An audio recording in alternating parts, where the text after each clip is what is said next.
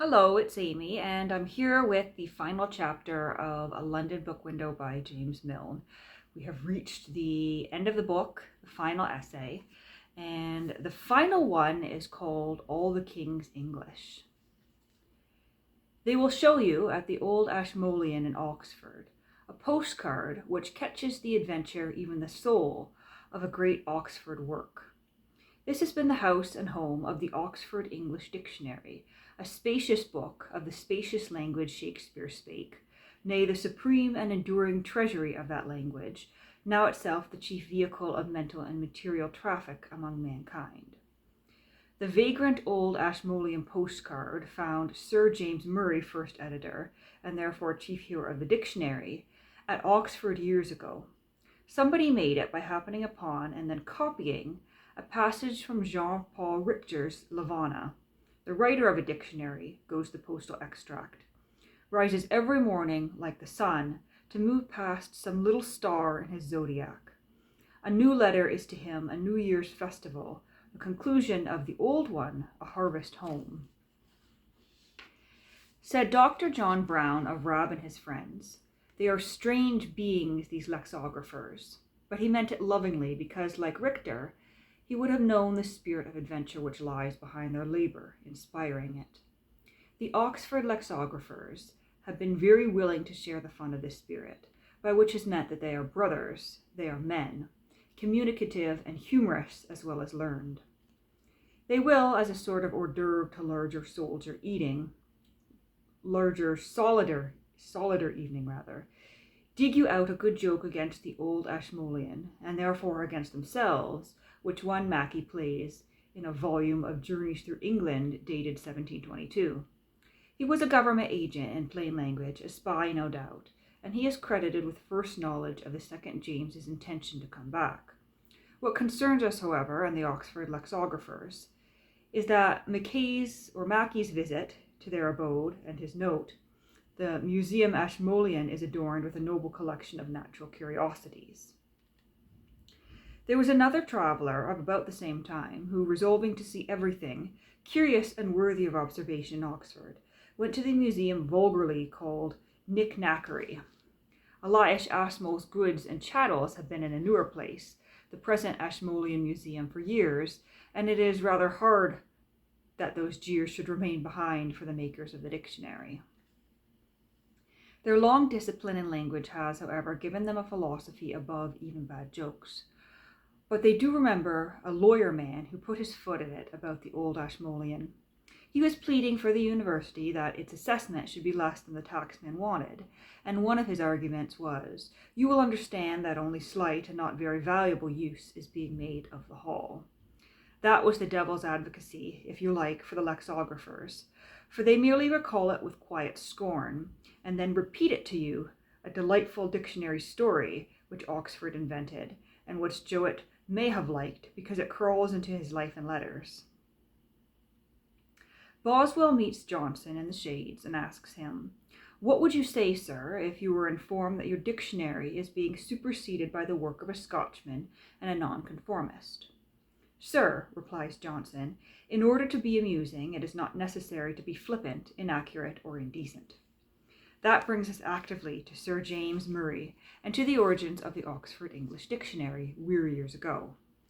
It had small beginnings, though its staff became the largest single engine of research working anywhere, and those beginnings arose out of a gradual stress for knowledge. Up to 1600, all the glossaries and dictionaries in England were made to enable English folk to learn another language, say French or Italian or Spanish. It had not occurred to anybody until the early years of the 17th century that an Englishman might want a dictionary the better to understand his own language.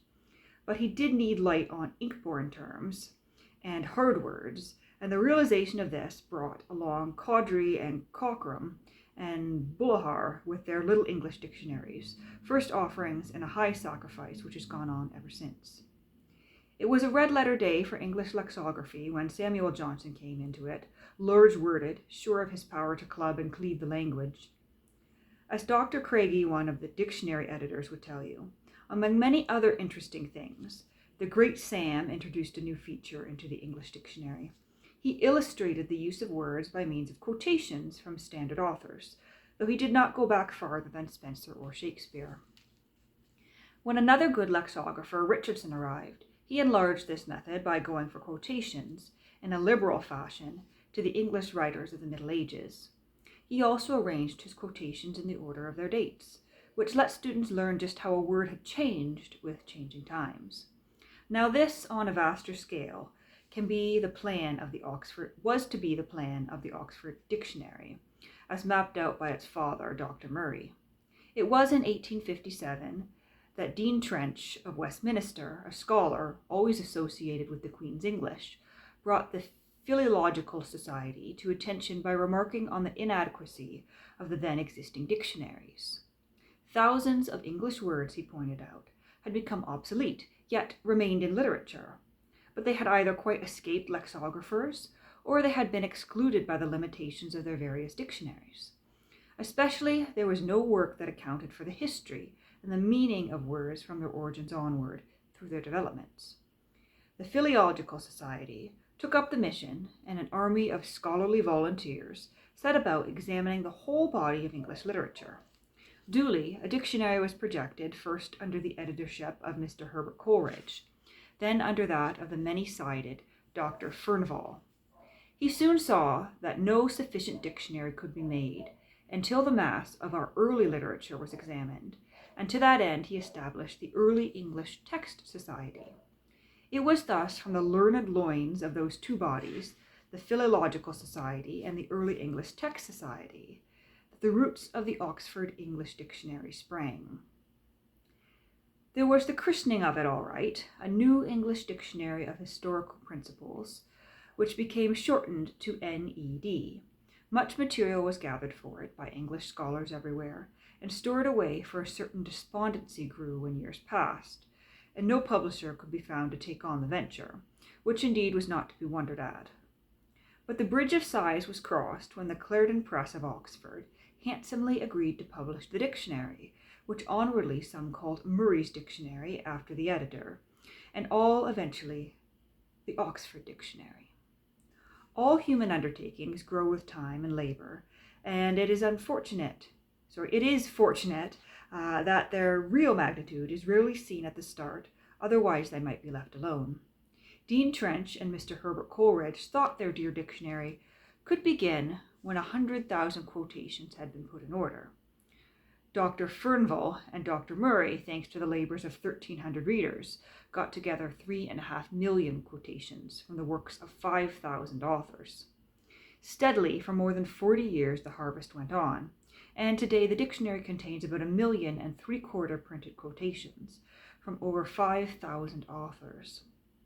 Completely, it extends 15,000 pages, and these preserve some 400,000 words, though it might be rash to declare this the total verbal wealth of the English language.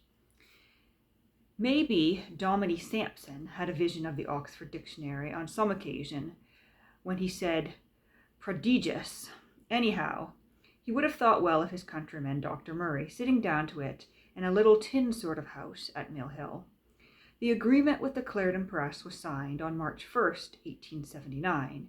In 1882, the first batch of copy was sent to the printers, and in February 1884, the opening part of the dictionary saw the light. By and by, Dr. Murray moved to Oxford, a handier arrangement, and in a workshop of good space and light, but of no other pretensions, called the scriptorium, passed laborious days, weeks, months, and years until his death in July 1915. He had hoped to live and see the dictionary finished on his 80th birthday in 1917, but as it is, one half of the monumental work stands in his direct credit, a wonderful achievement. What friends Dr. Murray made through his far-flung task, what friends his colleagues and successors, Dr. Henry Bradley, Dr. Craigie, and Mr. C.T. Onions also made, and that alone is a good reward. To his scriptorium would drift a letter from Tennyson about the word balm cricket, which he had used and which made etymological difficulties.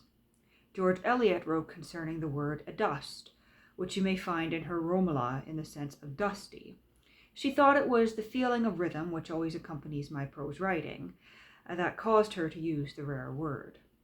Dr. Murray asked her how she wished to be quoted in the dictionary, and she said always as George Eliot, not by her real name. Many are the humanities, distinguished or not distinguished, which have been behind the great book, and they give color to its romantic story. How could it be otherwise with voluntary scholars at work in its interest for over half a century, wherever the King's English runs and also in many foreign countries? Take a handful of their scrip, yellow by time, but carefully preserved at the old Ashmolean, and think if it be not almost sacred. It speaks of men and women who may be dead and gone, or labouring still for the honour of our tongue.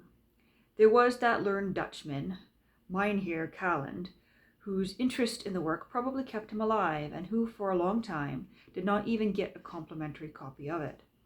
There was unknown Mrs. Moore, of the neat, carefully dated writing, who contributed from 1864 to 1866, and then just stopped. You wonder what happened to her, and you are left wondering because silence never answers, certainly not for a woman.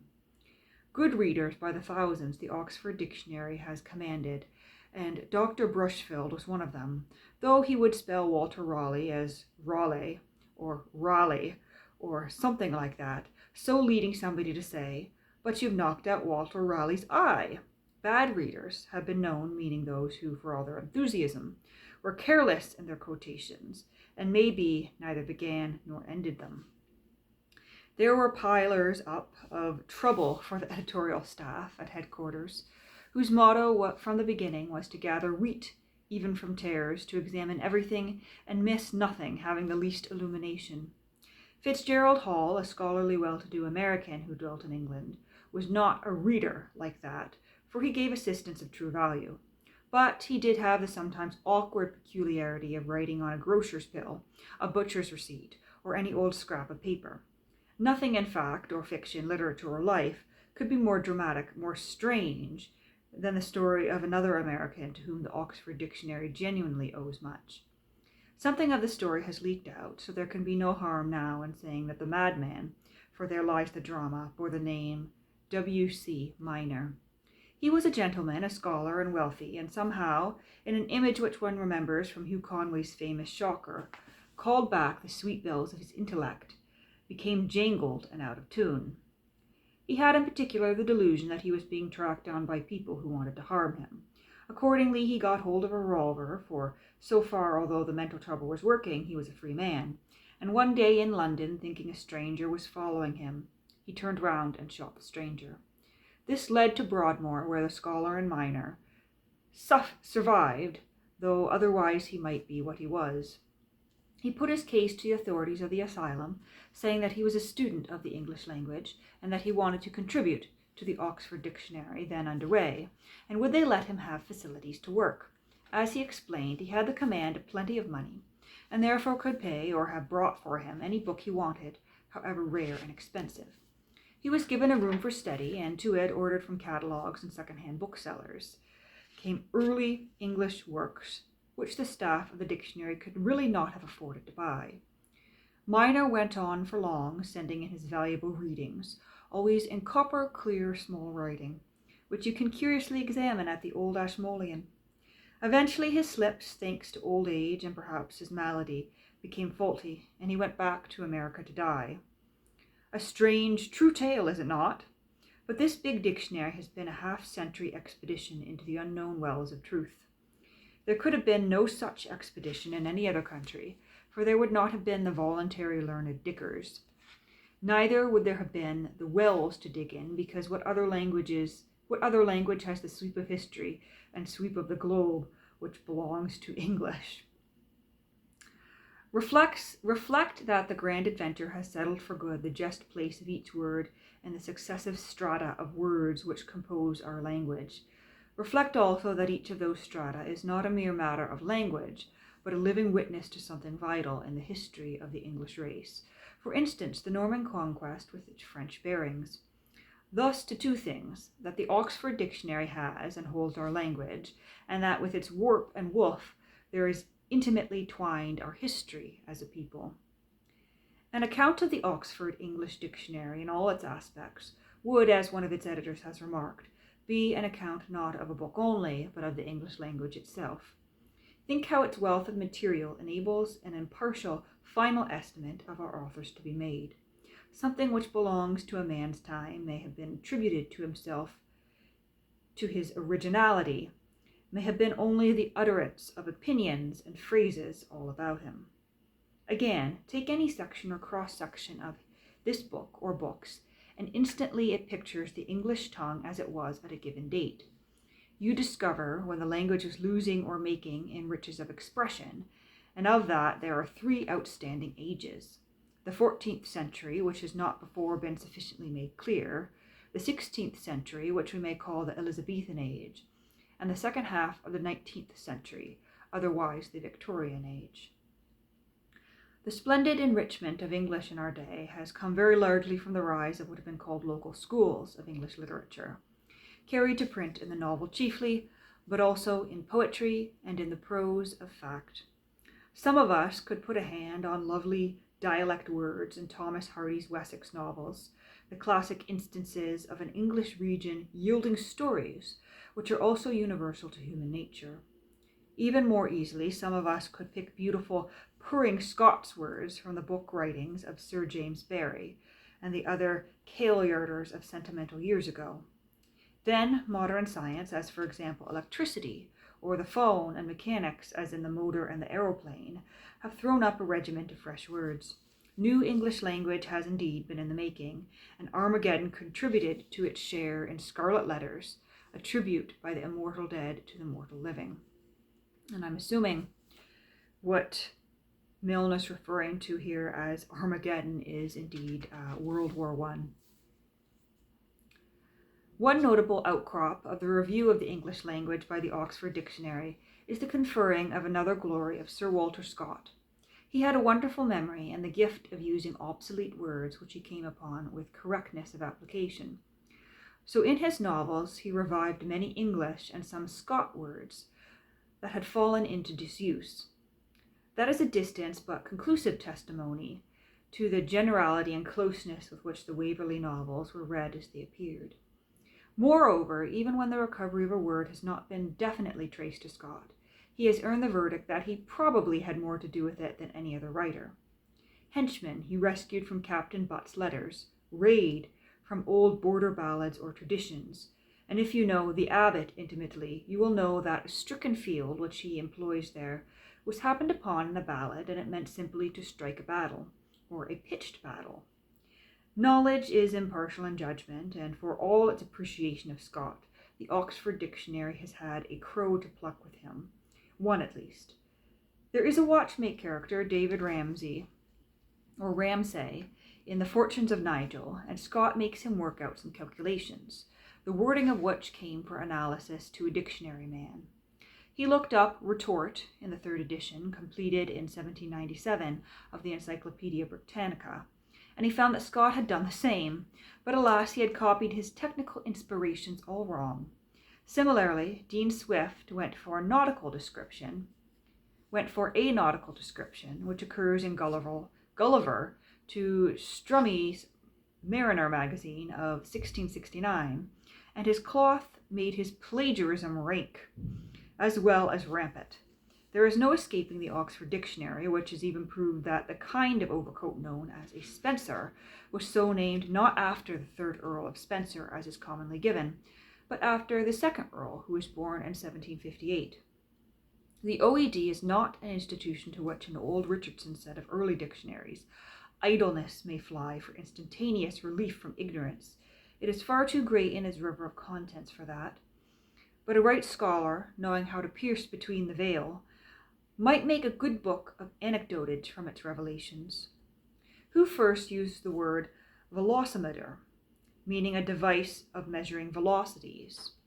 It was Herbert Spencer, in an article he wrote when he was more engineer than philosopher. How do we now happen to speak of spindrift instead of the older spoondrift, when we signify fine spray driven before the wind?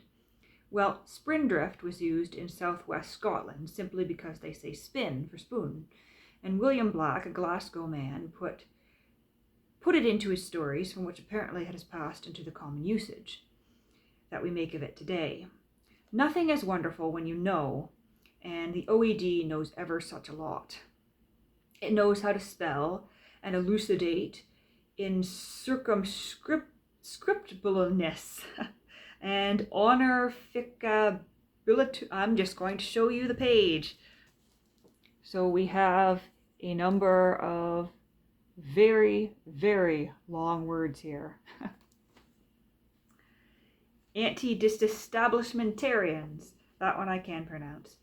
Champion long English words, the last from the mouth of Archbishop Benson. It knows that a lexicographer makes light words of parallel piped and superlapsarian, and that his powers of discovery and discrimination are seriously taxed when he comes to a word like wealth and work and war and waste and wild and willful. You would have supposed it the contrary, would you not? But the lexicographer has his hard days with the common words, the vital words, those that have been on the tongues of the race since they began to speak the language. Thus, git fills 22 columns of the dictionary and is divided into 73 senses with numerous subdivisions. Give needs 25 columns and grow, as in GRO, 35. But set calls for 55 columns and develops 150 numbered sections, not to speak of subsections. Someday, perhaps, the Oxford Dictionary, like the Oxford Bible, will be making a standing offer of a guinea to anybody who can discover an error in it. People do write making such discoveries, but mostly they turn out mare's nests, or worse, if worse is possible. The wrong thing has been looked at, or it had been read wrongly, but now and then, of course, a point of real correction does come along, and after confirmation it is gratefully accepted. Naturally, a work in which taking pains has been carried to the heights of genius is already accepted in legislature and law court, in study and library as the authoritative oracle on the English language. What it says goes, an American expression that also applies to the position of the dictionary across the waters of the Atlantic, which it helps mightily to bridge. The making of this bridge, in the good time of 40-odd years, has cost the Oxford Press £250,000 sterling. But that news, if you please, may only be whispered as between two Anglo-Saxon peoples, equally proud of the glory which is the English language.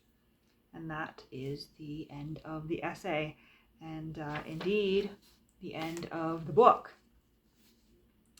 And so that essay about the Oxford English Dictionary, also very apparently nationalistic and proud of that English language, making statements about, English is the best language in the world. Take that with a grain of salt as you will. But so that is the end of A London Book Window by James Milne. I hope that you've enjoyed my reading of these essays over the past weeks. I know I certainly enjoyed reading them aloud, and I think I will be moving on to something new. Perhaps I will pick up a volume from Agnes Repplier, another English language American essayist who wrote right about the same time as James Milne.